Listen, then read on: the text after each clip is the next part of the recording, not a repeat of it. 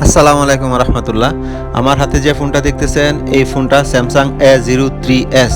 এটা টাচে কাজ করে না। দেখেন আমি সবগুলো বাটনই চেক করতেছি, কিন্তু টাচে কাজ করতেছে না, প্যাটার্ন খুলতেছে না। মানে এইটার সমস্যা। এই ফোনগুলোর সমস্যা মাঝে মধ্যে নয়, সচরাচর 100 ফোন থাকলেই আপনার 100 থেকে 99টার একই সমস্যা থাকে, টাচে কাজ করে না বা অন্য অন্য অনেক ইস্যু আছে ওটা এইগুলোর মধ্যে।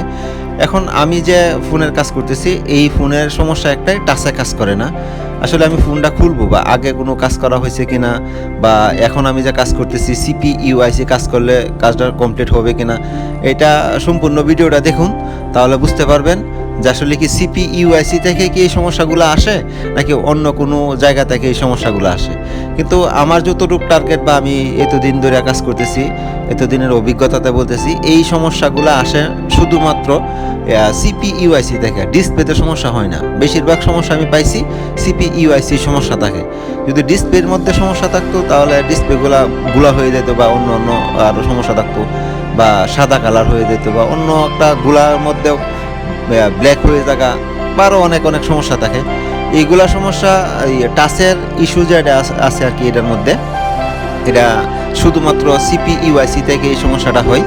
আর CPU/IC যদি কাজ করা হয়, কাজটা কি সম্পূর্ণটা হয়। মাদারবোর্ডটা খুলে দেখি মাদারবোর্ডের নিচে কোনো সমস্যা আছে কিনা, তাহলে বোঝা যাবে যে আসলে কি হয়েছে না হয়েছে। কিন্তু হ্যাঁ, এই ফোনের আগেও কাজ করানো হয়েছে। এখন CPU প্লাস eMMC দুইটা একসাথে কাজ করবো, সমস্যা নেই। পরে দেখি যে টাচে কাজ করে কিনা।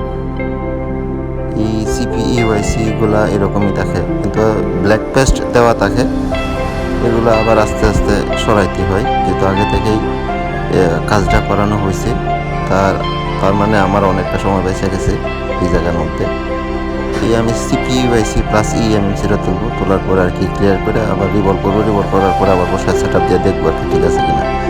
কিন্তু এখন যদি ব্ল্যাক পেস্টটা থাকতো তাহলে আমার অনেকটা সময় নষ্ট হতো, কিন্তু ব্ল্যাক পেস্টটা নাই, তাহলে আমার সহজ হয়েছে।